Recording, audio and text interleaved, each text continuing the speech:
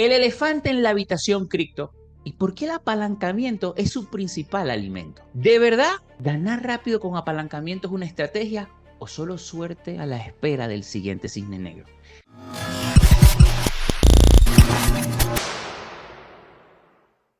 ¿Qué cambia en tu plan si aceptas que el mercado está manipulado, pero igual es aprovechable con spot y reglas claras? Si quieres llevarte un consejo y adicional entender por qué esto es algo cíclico que pasa todo el tiempo, quédate con nosotros. Así que vamos para allá. La editorial de hoy tiene que ser diferente a todas. Más que analizar técnicamente, fundamental, macroeconómica y geopolíticamente al mundo para, tradicionalmente plantear diferentes escenarios, así otorgarle una probabilidad a cada uno de ellos que nos permita tomar una decisión dentro del mercado. Creo que lo que debemos hacer hoy es enfocarnos en nuestros errores y sobre todo intentar ver el elefante en la habitación. Porque si no lo hacemos, vamos a entrar en un círculo vicioso y nunca parar, que nos hará sufrir más de lo debido en el ecosistema cripto. Pero antes de decirte quién es ese elefante en la habitación, tenemos que tomar conciencia y entender que el ecosistema cripto es muy nuevo, que faltan muchas cosas por entender y que ese proceso será doloroso. Yo sé que entender el halving te puede ayudar, comprar barato y vender caro es la esencia del trading, realizar compras promedio es un excelente plan de entrada, un portafolio diversificado que ataque diferentes narrativas según la fase del ciclo en el que se esté también te puede ayudar significativamente. Pero lo que no puedes hacer nunca bajo ningún concepto es creer que te las sabes todas. Las buenas rachas también se terminan. Sí, escuchaste bien, las buenas rachas también se terminan. Y muchas veces solo basta con fallar una sola vez para perder absolutamente todo. Sobre todo si no tienes una buena gestión de riesgo. Lo voy a decir 1000 veces y nadie me hará cambiar de opinión. Sé que voy a herir sentimientos, pero voy con una recta de 105 millas por el medio. Hacer trading apalancado en criptomonedas es de novatos o de ludópatas. Sí de duro como lo estás escuchando. Y por una sencilla razón. El mercado cripto es tan volátil y manipulado a la vez que tus resultados haciendo bien las cosas siempre van a llegar, a pesar de la coyuntura de estar meses en rojo o incluso hasta años. Si cumples un ciclo completo de 4 años, vas a terminar con mayor rendimiento que cualquier estrategia apalancada, ya sea en Forex, en índices, en oro y hasta en el mismo cripto. De hecho, puedes estar haciendo trading apalancado en este momento y puedes decir, mira Nelson, tengo grandes resultados. Sí, está bien. Tal vez te va bien un mes, 3 meses, 6 meses, 1 año, 2 años. Cuidado si no te acercas a los 4 con buenos resultados. Pero luego de eso, la estadística dice que el mercado te romperá las piernas en el 100% de los casos y te quitará todo. Muy pocos son efectivos. Y no digo que no existan. Lo mejor sí hay. Sobre todo aquellos que obtienen información privilegiada. Pero nosotros, los simples mortales, no tenemos esa información privilegiada. Cuando mucho tenemos un Glassnode que nos permite ver lo que ocurrió en el pasado dentro de la cadena, pero no nos sirve para ver el futuro. Sencillamente eso tenemos que interpretarlo con esa data que estamos viendo en el pasado. Y muchas veces no se cumple. Por tal motivo, hoy haremos un recuento del pasado para recordar esos cisnes negros que también te hubieran roto las piernas en el pasado. Si estabas en el mercado apalancado, lo que invertimos en spot con un plan serio, el viernes dormimos tranquilos. Nadie nos liquidó. Ciertamente unas monedas cayeron más que otras, pero en el balance seguimos durante lo que va de ciclo positivo con los diferentes portafolios si los sumamos. No al punto que nos gustaría estar, te lo voy a confesar, pero no estamos en rojo. El tiempo, la experiencia y sobre todo el plan te brinda más seguridad.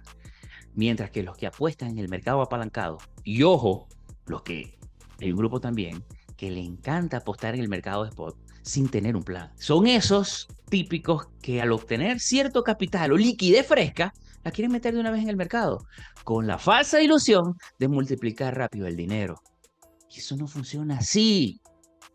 Bueno, esos lamentablemente no durmieron bien el viernes, porque el mercado los liquidó.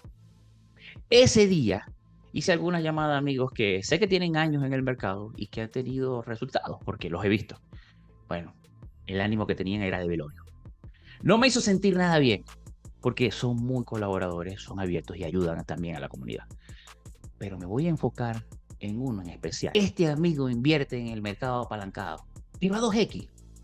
Y él me decía que con ese apalancamiento no lo iban a liquidar nunca. Pues lamentablemente lo liquidaron.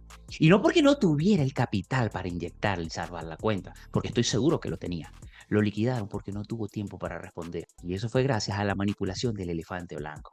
Ese mismo que está frente de ti en este momento. Pero como ya te dije, antes de desvelarlo, tenemos que repasar primero el pasado para que nos responda, para que te responda sinceramente si en esa época también te hubieran liquidado esos cisnes negros. Comencemos con diciembre del 2017. Y voy a empezar obviamente con los ciclos que yo viví. En el pasado hubo más, pero yo no los viví. Bueno, en diciembre del 2017 se hace el lanzamiento de Bitcoin como un activo en el mercado de futuro de la CME. Ese rumor fue el fundamental que influyó el mercado y lo llevó a máximos históricos. Por la expectativa de ingreso de los grandes operadores de Estados Unidos a Bitcoin en un mercado regulado por primera vez. Pero ojo, la noticia motivó a que se colocaran posiciones cortas y coberturas en BTC. La estrategia más trillada, pero efectiva de los mercados financieros. Compro el rumor y vendo la noticia. En ese momento nació el apalancamiento a nivel Dios en el ecosistema cripto. Consecuencias de todo esto, Bitcoin cayó casi un 43% en un par de semanas. Te pregunto, ¿te hubieran liquidado en ese momento? Bueno, noviembre del 2018, la caída vino por el hash war, la guerra del hash, producto del hard fork o la bifurcación de Bitcoin Cash, y esto llenó de mucha incertidumbre al mercado, lo que ocasionó una gran capitulación minera, ventas masivas de ballenas. Pero para los que no saben qué es un hard fork o bifurcación, es sencillamente dividir la cadena de bloques. En pocas palabras, se divide la comunidad, el esfuerzo, la liquidez y los resultados. Pero el verdadero problema fue la incertidumbre de que esto siguiera ocurriendo, porque no era la primera vez que un evento así ocurría en Bitcoin. Un año antes, el 1 de agosto del 2017, ocurrió la primera bifurcación de Bitcoin Core, que es el más grande, el más popular, de la cual se creó el propio Bitcoin Cash. En ese momento, esa primera bifurcación no tuvo ningún efecto en el mercado porque estábamos en pleno crecimiento parabólico. Pero en noviembre del 2018 no estábamos en un bull market y la comunidad estaba preocupada por las visiones dispares de los desarrolladores. No se ponían de acuerdo y la solución inmediata era crear un nuevo Bitcoin. Consecuencias de toda esta incertidumbre, Bitcoin cayó 45% en pocos días. Te pregunto otra vez, ¿te hubieran liquidado? Vamos marzo 2020. Esta caída fue generada por el pánico global y la incertidumbre en los mercados financieros que desencadenó la pandemia del COVID-19. Aquí no hay mucho que agregar. Esto es algo que todos conocemos a detalle. Es muy reciente, lo vivimos. La consecuencia de esto fue que Bitcoin cayó 60% en pocos días. Te pregunto nuevamente, ¿te hubieran liquidado? Mayo 2021. El cisne tuvo varias aristas, pero comenzó con el troll del ciclo pasado, el señor Elon Musk, cuando anunció en Twitter que su compañía suspendía los pagos con Bitcoin para sus vehículos, revirtiendo una decisión tomada unos meses atrás, cuando casualmente compró unos 20.000 BTC, si no me equivoco, y si no, escríbeme en los comentarios. El motivo fue la preocupación sobre la huella de carbono de Bitcoin, pero a esto le siguió algo mucho más grande. Varios organismos de la industria financiera de China prohibieron a la industria y a empresas de realizar pagos o servicios relacionados con criptomonedas. Adicional a eso, el viceprimer ministro de China anunció una represión total contra la minería y el comercio de Bitcoin. O sea, China baneaba por completo cualquier actividad relacionada con criptomonedas dentro de su territorio. Consecuencia de todo esto, Bitcoin cayó más del 48% en pocos días. Y te vuelvo a preguntar, ¿te hubieran liquidado? Noviembre de 2021. Aquí también hubo varias cosas. Mejor dicho, muchísimas cosas. Aparece una nueva cepa del COVID-19 llamada Omicron, la cual era mucho más contagiosa y eso provocó el recall global por el miedo a una nueva cuarentena. Adicional a eso, Powell dijo que retiraba la palabra transitoria al referirse a la inflación porque ya esta no era pasajera, porque vino para quedarse. El colmo es que la inflación iba por el 7% y el único que pensaba que era transitoria era el señor Powell. Pero hoy que está por debajo del 3%, la inflación es pegajosa. Es que este Powell no sabe disimular. ¿Cómo se le ven las costuras a este señor? Capaz y deja la presidencia del FED y en un tiempo es candidato al Senado por parte de los demócratas. Y para terminar de aniquilar al mercado, Biden firmó la ley de infraestructura con nuevas obligaciones de reporte fiscal para el cripto, lo que elevó la incertidumbre regulatoria en la industria. Consecuencia de todo esto, Bitcoin cayó 34% en 2 semanas. Y te vuelvo a preguntar, ¿te hubieran liquidado? Pero esto no era suficiente. Por eso aparece el mayo del 2022 con el colapso de Terra Luna y su stablecoin UST. El 9 de mayo, la moneda algorítmica UST perdió su paridad con el dólar americano, gracias a unas ventas masivas y muy rápidas de esa stablecoin UST. Hay rumores bastante continuados de que Citadel, una filial de BlackRock, ese curioso fondo de inversión que luego iba a promover la aprobación del ETF de Bitcoin, fuera la cara oculta detrás de la caída de Terra Luna. Consecuencia de todo esto, Bitcoin cayó casi un 60%. Te hubieran liquidado. Pero no termina ahí. Noviembre de ese mismo año 2022.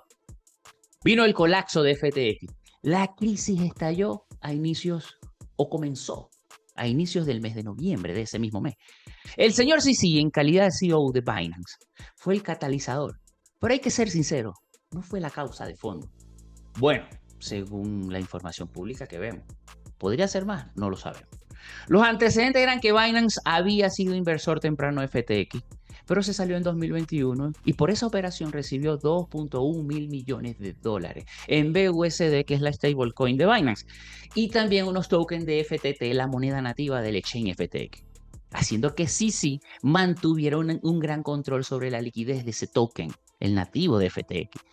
Pero luego de un reportaje de Coindex sobre el balance de Alameda Reserves, sembró algo de miedo en la comunidad. Ese